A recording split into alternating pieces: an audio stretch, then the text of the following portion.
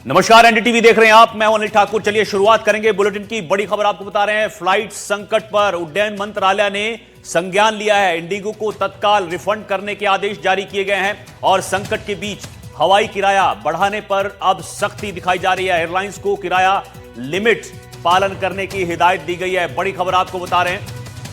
Flight संकट से जुड़ी यहां पर उड्डयन मंत्रालय ने एक्शन लिया है, संज्ञान लिया है। इंडिगो को तत्काल रिफंड करने के आदेश जारी किए हैं। जिन लोगों के टिकट हो रखे थे अब उनको रिफंड तत्काल किया जाए, ये आदेश जारी किए गए हैं। और संकट के बीच हवाई किराया बढ़ाने पर भी अब सख्ती दिखाई गई है। इंडिगो संकट के बीच सरकार ने बड़ा फैसला लिया है। हवाई किराया फिक्स किया गया है। आपको बता दें, दूरी के हिसाब से अब यहां पर उड़ानों की कीमत तय की गई है। 500 किलोमीटर तक 7500 रुपए किराया फिक्स किया गया है। साथ ही 500 से 1000 किलोमीटर तक 12,000 रुपए किराया फिक्स किया गया है। मैक्सिमम किराया यह है। इससे ज्यादा जो एविएशन कंपनीज हैं वो वसूल नहीं सकती, इससे ज्यादा किराया ले नहीं सकती। और 1500 किलोमीटर से ऊपर तक का किराया जो है वो 18,000 मैक्सिमम किया गया है। दिल्ली से जयपुर का किराया आपको बता दें कि 7,500 यानी 7,500 रुपए फिक्स किया गया है। तो बड़ी खबर आपको इस वक्त बता रहे हैं। सरकार ने यहां पर इंडिगो संकट के बाद बड़ा फैसला लिया है और हवाई किराया जो है उसको फिक्स किया है। दूरी के हिसाब से यहां पर उड़ानों की कीमत तय की गई है। 500 किलोमीटर तक अगर आपको जाना है तो कोई भी कंपनी आपसे 7500 रुपए से ज्यादा किराया नहीं वसूल सकती है। ये मैक्सिमम लिमिट इन कंपनीज को दी गई है। और 500 से 1000 किलोमीटर तक 12,000 रुपए किराया फिक्स किया गया है। 1000 से 1500 किलोमीटर तक 15,000 किराया फिक्स किया है। पल्लव मिश्रा हमारे सहयोगी दिल्ली से हमारे साथ जुड़ गए हैं। पल्लव, इंडिगो संकट के बीच यहां मोदी सरकार ने बड़ा फैसला लिया है और हवाई किराया जो है उसको फिक्स किया गया है।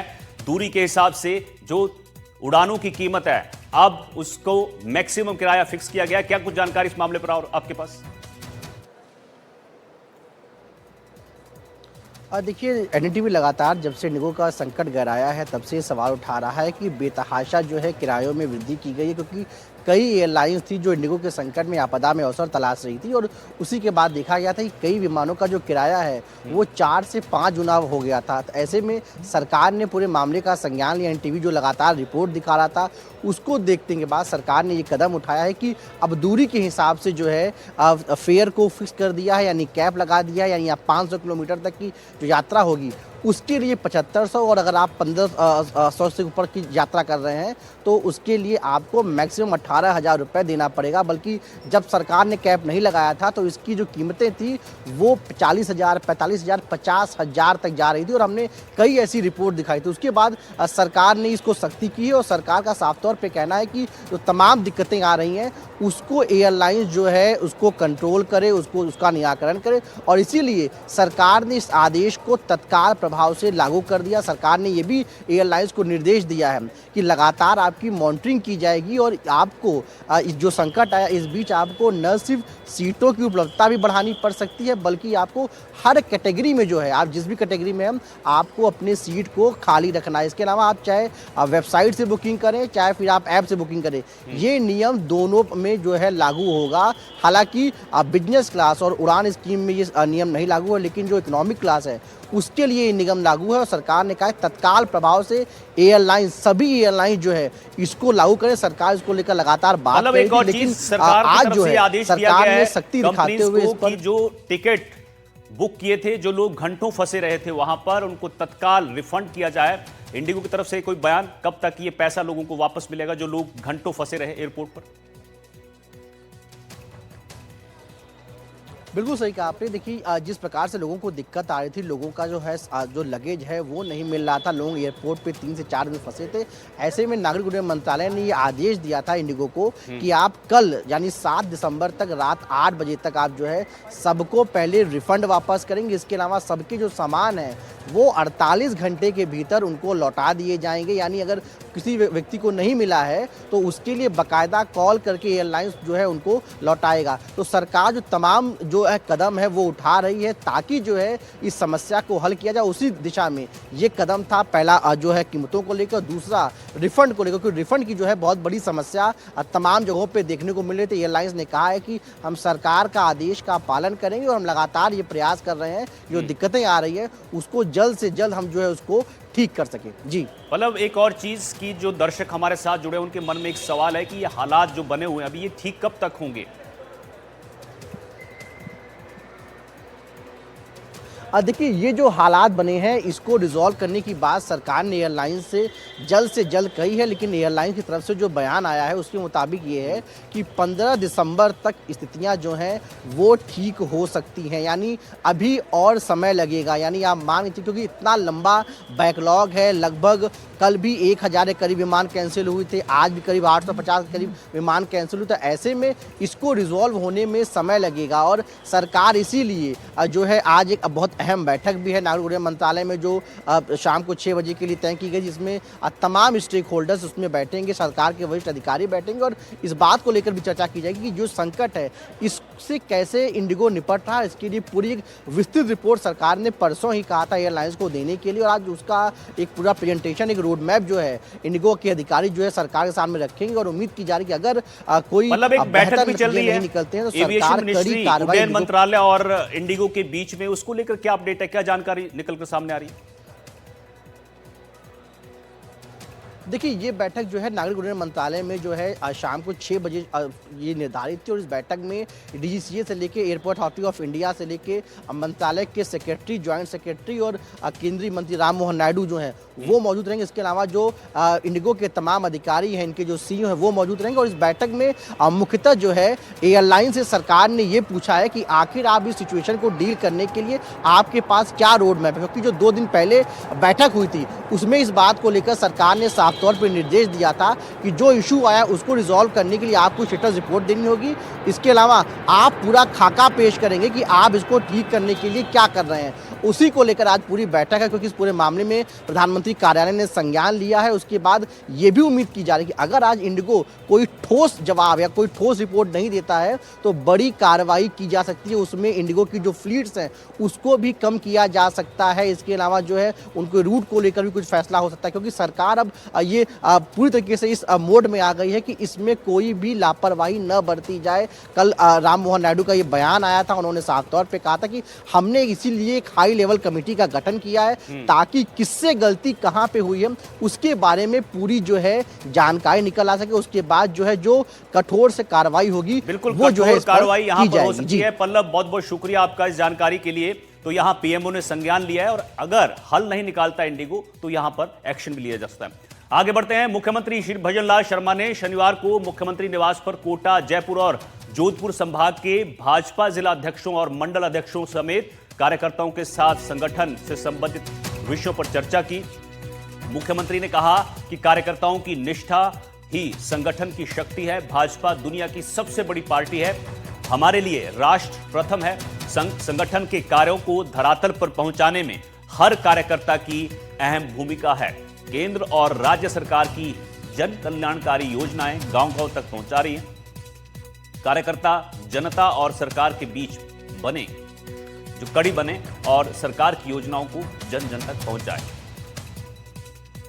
साथ ही उन्होंने आगे कहा कि हमारे 2 साल कांग्रेस के 5 साल पर भारी है। सरकार की उपलब्धियों से कांग्रेस को करारा जवाब कार्यकर्ता जो है वो दे और अपने दायित्वों के निर्वहन में सक्रिय भूमिका निभाए।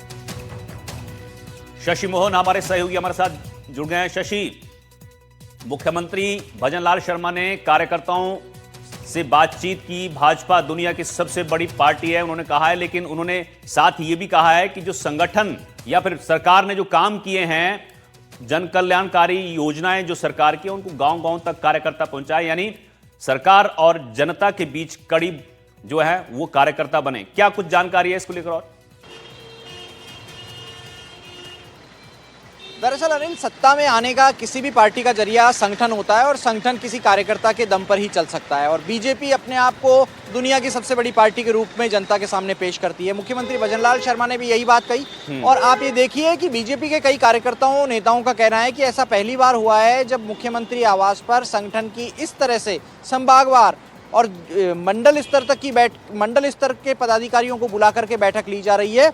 और वो बैठक जिसमें पदाधिकारियों से संवाद हो रहा है, उनसे उनका पक्ष जाना जा रहा है, साथ में ये भी उनको कहा जा रहा है कि आप सरकार का पक्ष कैसे जनता तक पहुंचाएं।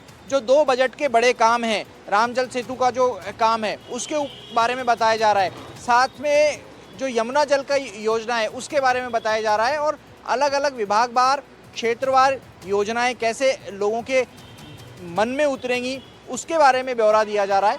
संगठन और सत्ता का ये तालमेल है और आने वाले समय में आप ये मानिए स्थानीय निकाय और पंचायती राज दोनों की तैयारी तो है ही, साथ में ये लॉन्ग टर्म प्लानिंग भी संगठन के कार्यकर्ता को मोटिवेट करके हो रही है। इससे पहले भी हमने देखा, आपको ध्यान होगा, पिछले साल मुख्यमंत्री भजनलाल शर्मा ने इसी तरह अलग अलग संभागवार पार्टी के पदाधिकारियों की, नेताओं की बैठक ली थी। उसमें जरूरत हुई थी, संवाद में ज़रूरत समझी गई थी कि आखिर क्षेत्र में क्या ज़रूरत है वो आप सरकार को बताएं जिससे उसको बजट में शामिल किया जा सके। और अभी भी ऐसा ही दिख रहा है, उन योजनाओं को अधिकांश को बजट में शामिल किया गया। हालांकि किसी भी सरकार को 5 साल का कार्यकाल मिलता है तो सरकार लॉन्ग टर्म प्लानिंग की बात कर रही है।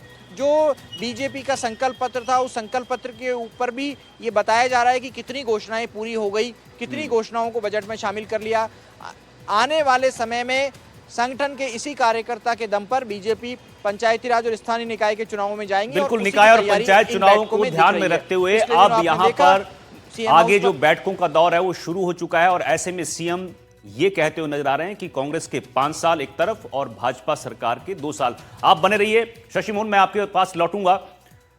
आगे बढ़ते हैं। जेल और वेल, ये दोनों ऐसे शब्द हैं जब जब इनका जिक्र आता है सियासी पारा गर्मा जाता है। राजस्थान में जेल और बेल को लेकर सियासत हाई लेवल पर पहुंच गई है। खासकर सीएम के बयान ने विपक्ष की नींद उड़ाकर रख दी है।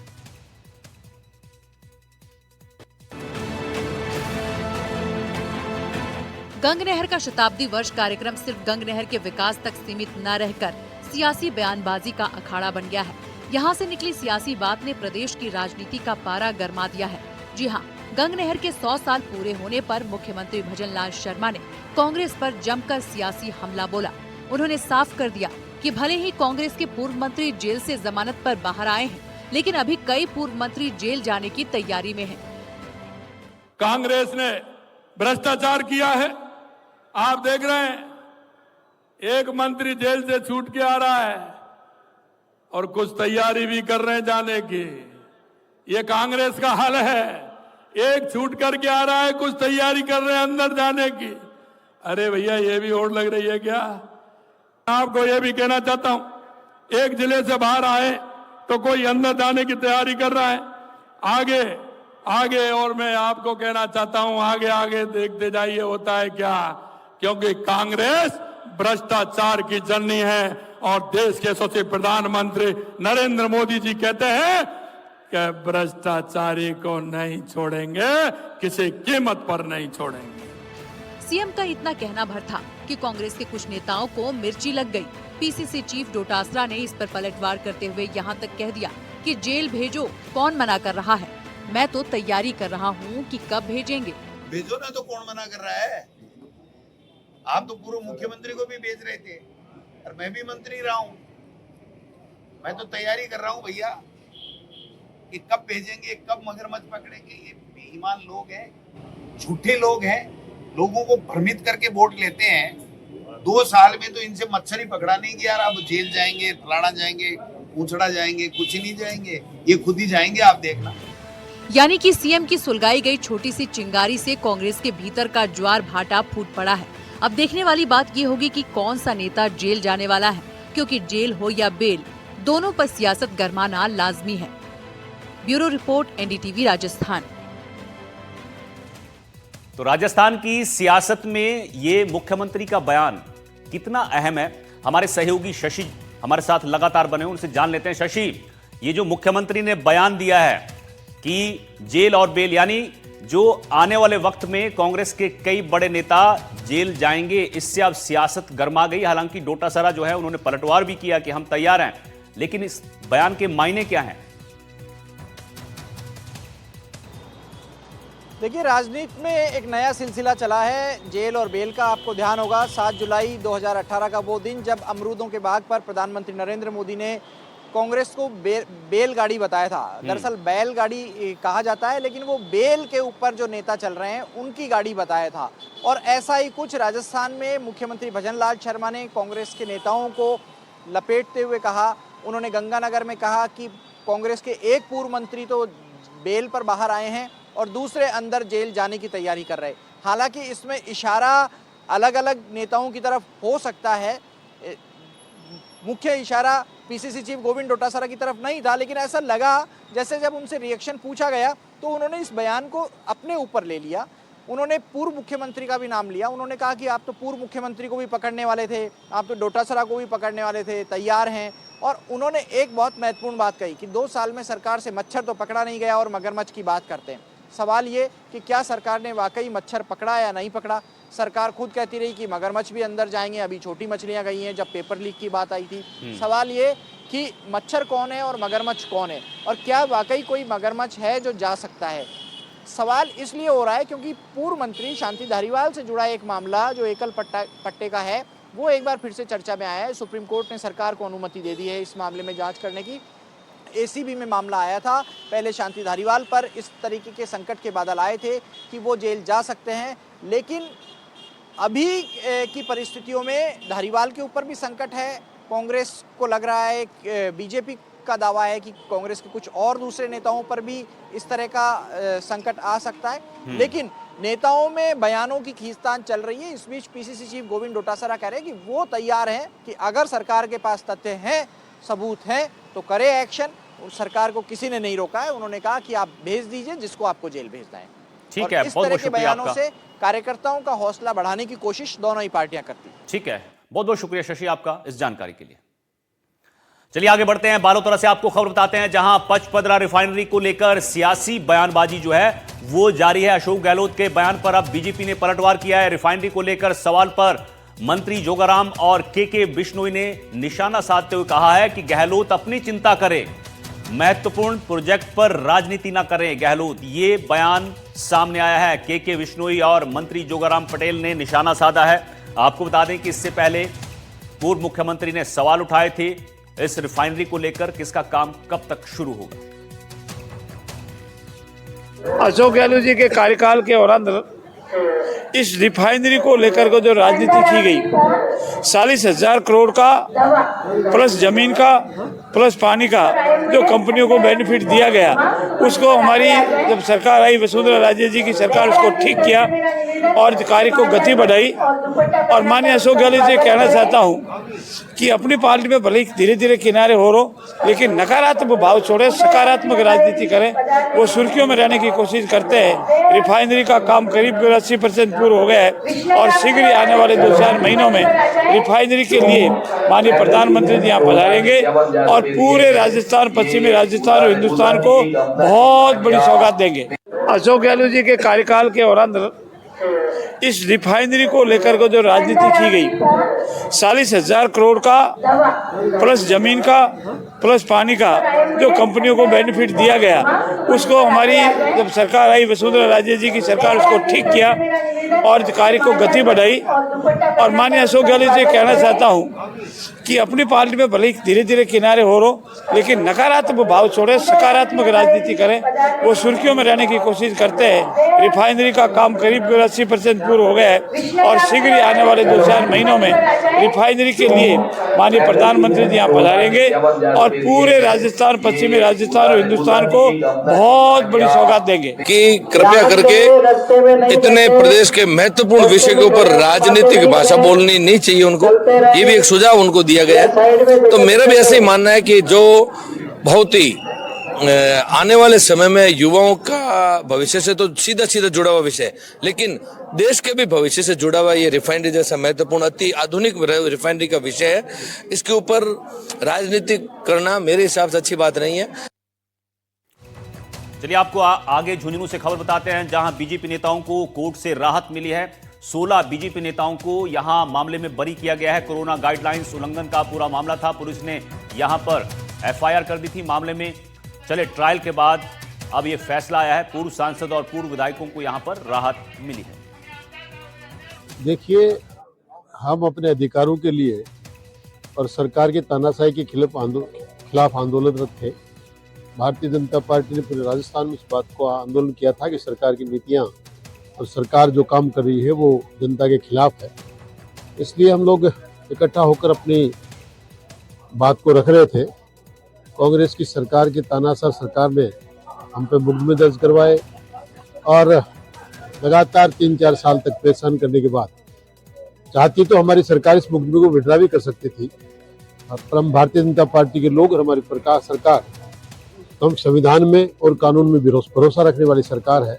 इसलिए हमने इस कानून मुकदमे को न्यायालय के थ्रू ही तय करवाना उचित समझा।